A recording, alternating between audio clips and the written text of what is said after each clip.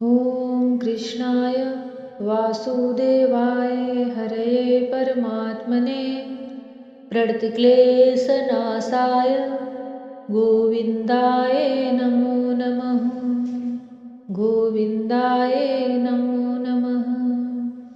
जय श्री कृष्णा मेरी soul family. आध्यात्म आपके अपने चैनल पर मैं नंदा आप सबका बहुत बहुत स्वागत करती हूँ। श्रीमद् भागवत महापुराण का अष्टम स्कंद चल रहा है। चौथा अध्याय गज और ग्राह का पूर्व चरित्र तथा उनका उद्धार। श्री सुखदेव जी कहते हैं, परीक्षित, उस समय ब्रह्मा, शंकर, देवता, ऋषि और गंधर्व श्रीहरि भगवान के इस कर्म की प्रशंसा करने लगे तथा उनके ऊपर फूलों की वर्षा करने लगे। स्वर्ग में दुदुम्बियां बजने लगी, गंधर्व नाचने गाने लगे, ऋषि, चारण और सिद्धगण भगवान पुरुषोत्तम की स्तुति करने लगे। इधर वह ग्राह तुरंत ही परम आश्चर्य में दिव्य शरीर से संपन्न हो गया। यह ग्राह इसके पहले हुहु नाम का एक श्रेष्ठ गंधर्व था। देवल के श्राप से उसे यह गति प्राप्त हुई थी।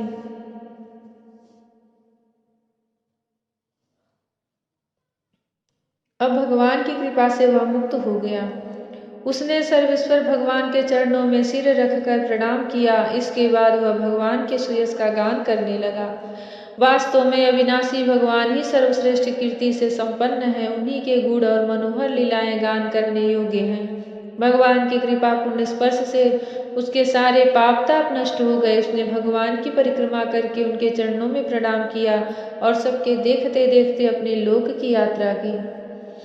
गजेंद्र भी भगवान का स्पर्श प्राप्त होते ही अज्ञान के बंधन से मुक्त हो गया। उसे भगवान का ही रूप प्राप्त हो गया। वह पीताम्बरधारी एवं चतुर्भुज बन गया। गजेंद्र पूर्व जन्म के द्रविड़ देश का पांडव वंशी राजा था। उसका नाम था इंद्रधुम्न। वह भगवान का एक श्रेष्ठ उपासक एवं अत्यंत यशस्वी था। एक बार राजा इंद्रधुम्न राजपाट छोड़कर मलय पर्वत पर रहने लगे थे। उन्होंने जटाएं बढ़ा ली, तपस्वी वेश धारण कर लिया।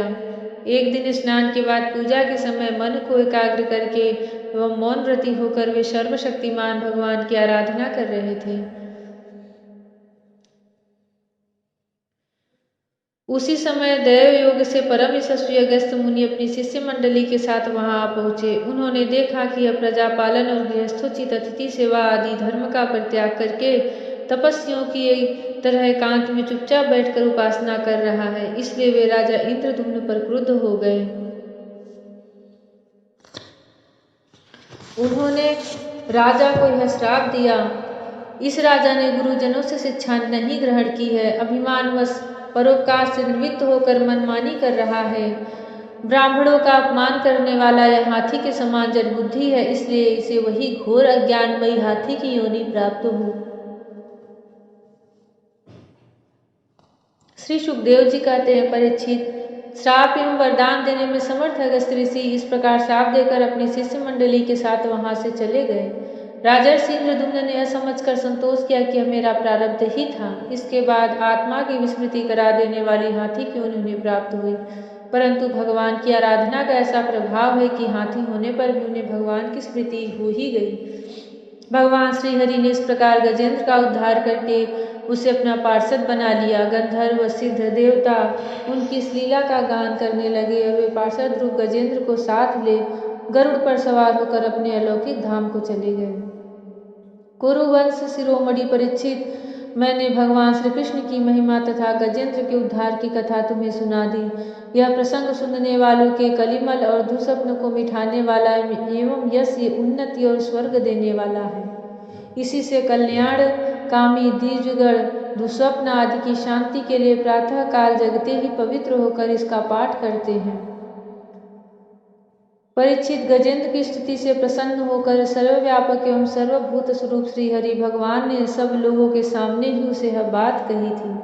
श्री भगवान ने कहा, जो लोग रात के पिछले प्रहर में उठकर इंद्रिय निग्रह पूर्वक एकाग्र चित्त से मेरा, तेरा तथा इस सरोवर, पर्वत एवं कंदरा, वन, बेंत, कीचक और बांस के झुरमुट, यहाँ के दिव्य वृक्ष तथा पर्वत शिखर, मेरे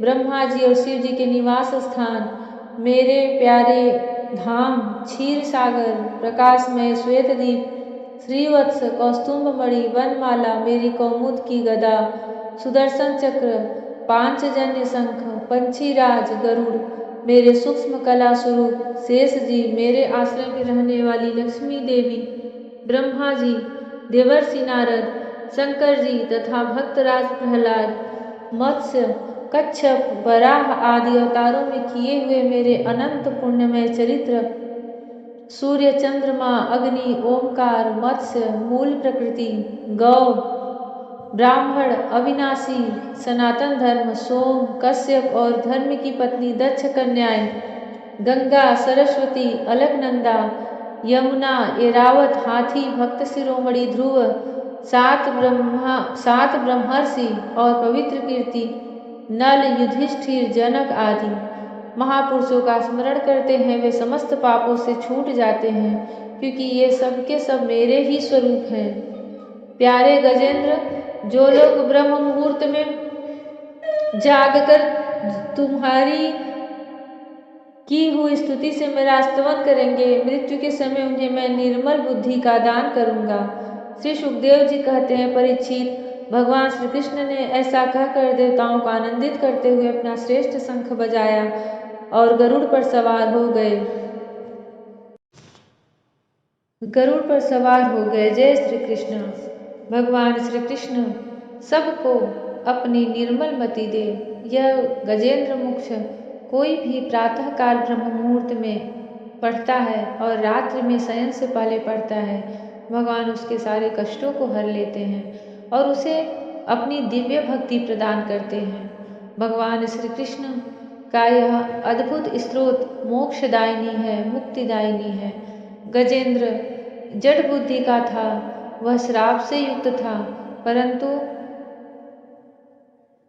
ऋषि का वही श्राप गजेंद्र के लिए वरदान बन गया। उसने सिर झुका करके वह श्राप सिरोधार्य किया और उसी श्राप के प्रभाव से आज गजेंद्र को भगवान के दर्शन प्राप्त हुए, भगवान के धाम में वह गया, भगवान के ही जैसा दिव्य शरीर प्राप्त करके पार्षद बन करके भगवान पीताम्बरधारी होकर के भगवान के ही धाम में गया। भगवान श्री कृष्ण सबको अपनी निर्मल मति, निर्मल बुद्धि दे, ताकि कोई भी हमारे कर्मों के अनुसार हमें जैसा सुख दुख प्राप्त होता रहे पर भगवान की विस्मृति न हो। गजेंद्र को भी तो अपने अंत समय में भगवान की स्मृति हो गई, तभी तो उसे भगवान की प्राप्ति हुई। बड़े बड़े तपस्वी, बड़े बड़े साधक को भी जीवन भर भगवान की सेवा करते हैं, पर अंत समय में कभी कभी उनके प्रारब्धवश उनका कर्म बिगड़ जाता है तो उन्हें भगवान की विस्मृति हो जाती है और फिर से उन्हें यहाँ जन्म लेना पड़ता है। पर इस कथा से यह सिद्ध होता है कि चाहे आप जड़ बुद्धि किसी भी योनि में रहो, आपके प्रारब्ध में आपने अपने प्रारब्ध में कभी भी भगवान का नाम पूजा अर्चन किया है, भगवान के नाम का ही प्रभाव था कि उस हाथी की योनि को अंत समय में भगवान की स्मृति हो आई और उसने भगवान की वह दिव्य वेद स्तुति की। वह स्तुति बिल्कुल निर्गुण थी, निराकार थी, इसलिए उसे बचाने के लिए कोई देवता नहीं आए। उसे बचाने के लिए साक्षात वह स्तुति उस परम सत्ता की थी, उस दिव्य शक्ति की थी जिन्होंने इस सृष्टि को रचा है। इसलिए उन्हें बचाने के लिए हरि को अवतार लेकर आना ही पड़ा और उसी अवतार को हरि अवतार कहते हैं। तब से भगवान के नाम को हरि भी कहा गया है। हरि सबके दुख को हरने वाले होते हैं, विपत्तियों को हरने वाले होते हैं, मृत्यु को हरने वाले होते हैं। भगवान श्री कृष्ण ही हरि के रूप में हैं, हमारे कष्ट को हरे, दुख को हरे, विपत्तियों को हरे, सद्बुद्धि दे, अपनी प्रेम दे, भक्ति दे, करुणामयी दृष्टि से हमें हमेशा अलंकृत करते रहे। भगवान श्री कृष्ण के चरणों में कोटि कोटि नमन है, राधा रानी के चरणों में कोटि कोटि नमन है। जो कोई भी श्रीमद् भागवत महापुराण सुन रहे हैं उनका निर्विघ्न पुराण संपन्न हो और भगवान श्री कृष्ण में भक्ति हो, अनन्य भक्ति हो। जय श्री कृष्ण, राधे राधे, जय श्री कृष्ण, हरि ओम।